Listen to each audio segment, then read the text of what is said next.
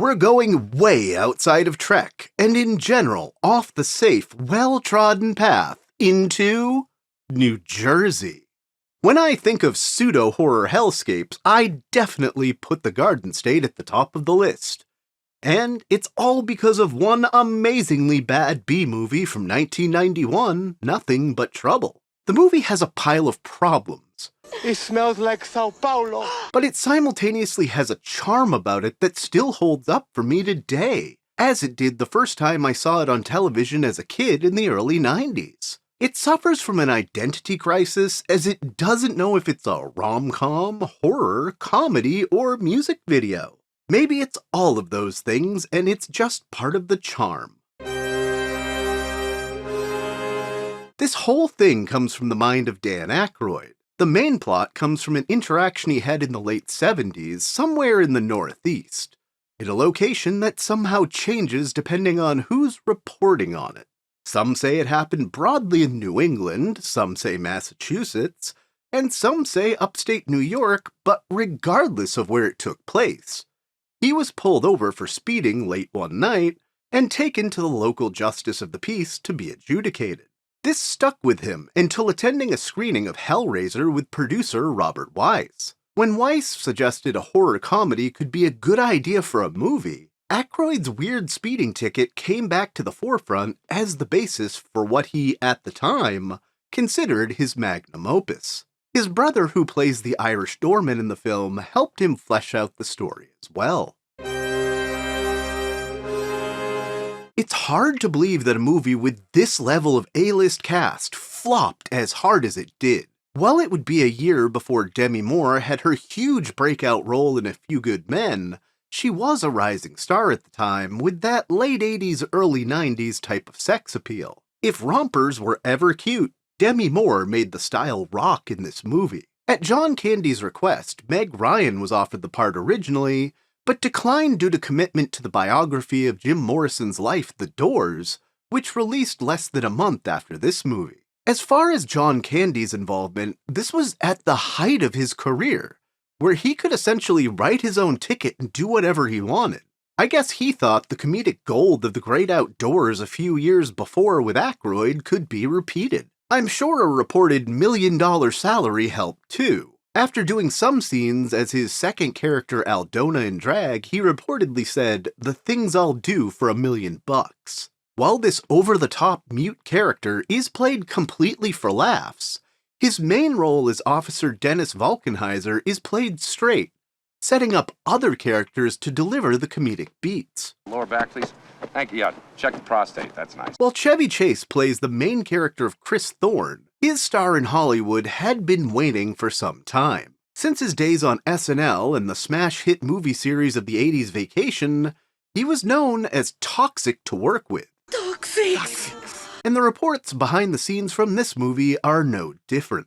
He reportedly apologized to the other cast members multiple times during filming after they'd wrapped for the day.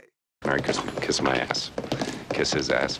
Kiss your ass. Dan Akroyd originally wanted to play both major roles of the film as Chris Thorne and Alvin Volkenheiser. After his role in Trading Places, I can totally see how this New York high-life investment banker role was written by him for him. The studio, however, wanted other talent in the movie to try and pull in some more audience. Given that Akroyd played 2 roles in the movie, producing and directing, it probably was best that he gave up some of the screen time to other actors. While Chase didn't like the script, he did the movie because of his long friendship with Dan Akroyd, though Rick Moranis was also considered for the role and turned it down. As for Akroyd himself, in his mind, this was going to be his great life's work. While the movie was his brainchild, he never intended to direct it. This was his first and last film directing gig, and he only came by it after big-name directors like John Hughes and John Landis passed on it, and to avoid the studio dropping the project altogether, he threw himself into the mix as a director. The cast reported loving working with him in that capacity, but it took its toll on Akroyd. He reportedly had to take several weeks off of filming due to a breakdown. While the cast loved him, the studio was not so happy with him in the big chair. They threatened to end the project multiple times, even when it was almost finished shooting. It went $5 million over budget and clocked in at a whopping $45 million overall, and grossed only $8.4 million at the box office.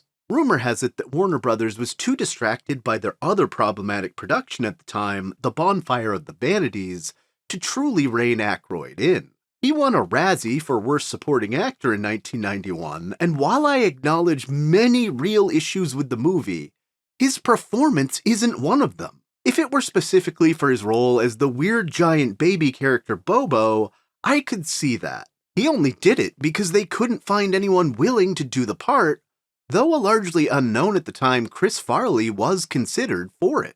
But his role as Judge Alvin Vulcanhizer is maybe Akroyd's most high-energy character ever. Hey, hey, ho, ha, ho! And I can't believe anyone would consider it a bad supporting character. A nearly 100-year-old engineer and judge that might be the most eclectic character to ever grace cinema. While Chris Thorne is the main character, Chevy Chase does the bare minimum to bring the character to fruition.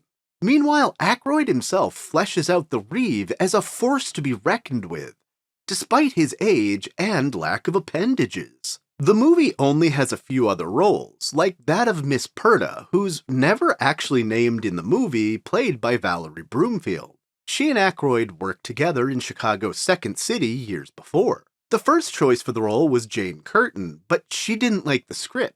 Thankfully, Akroyd and Curtin would get their big screen pairing a few years later, reprising their SNL roles in Coneheads. Catherine O'Hara was also considered, and she liked the role. But coming off Home Alone, she felt like she needed to take some time off of acting and ultimately declined. There are two other semi-main characters that play through the first half of the movie as the Brazilian billionaires Falso and Ronaldo. Ronaldo is played by Bertias Damas, who at the time was so unknown that this is her film debut. To tie her into this channel's bread and butter, though, she was in 2 episodes of Star Trek. In DS9's The Maquis two-parter as the Vulcan Sakona, and Voyager's Survival Instinct, where she played one of the 3 former Borg 7 linked together. Falso was played by low-level actor Taylor Negron, who had more acting experience than his on-screen sister, but didn't start getting roles in anything you'd recognize until later in the 90s. Peter Akroyd isn't the only less famous brother in a minor role in this movie either. Daniel Baldwin plays another subpar human found unworthy of life by the Reeve, and introduces us to Mr. Bone Stripper. Also, Brian Murray's name makes it into the opening credits despite only being in the last few minutes of the movie. Lastly, we get the crew of Digital Underground, because it's the early 90s, and if we don't work in hip-hop, then did we even try hard enough? The final cast mentioned here are the citizens of Vulcanvania sitting on their porches being extended family members of Dan Akroyd. The problems with the movie start during the title screen. The text on screen wobbles and the titling should be fixed.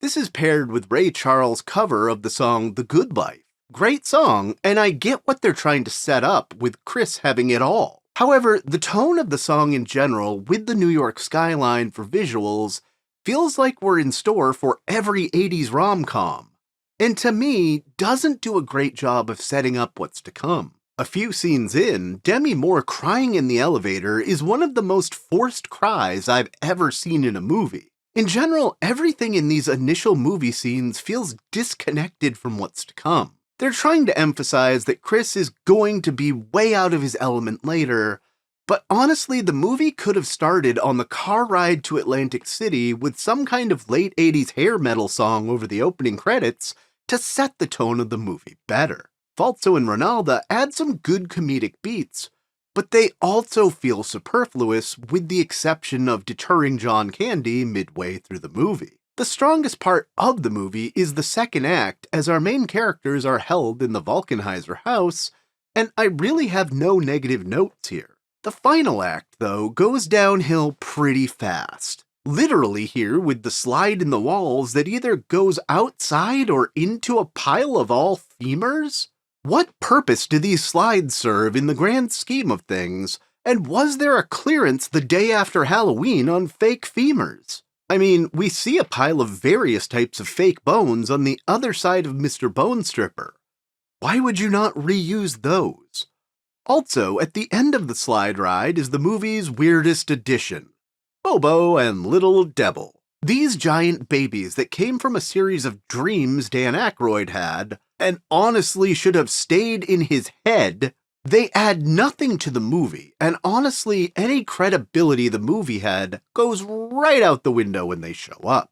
Chris and Diane escape on the train, and that should have been the logical closure point of the movie. But this one refuses to die, and doesn't know the meaning of a logical closure point. Instead, they go to the police to try to get the Reeve arrested, and then go back to the house. I still can't understand that if the police were just setting them up to be disappeared so that they can keep using the Reeve as some kind of legal loophole to subvert the Constitution when it gets in their way, why they would bring several hundred cops with them to do it. When the ground gives way to the mine fire, though, how does no cop grab Chris and Diane or just let them conveniently die in the collapse? Also, how did they make it back to New York and not get disappeared in the aftermath?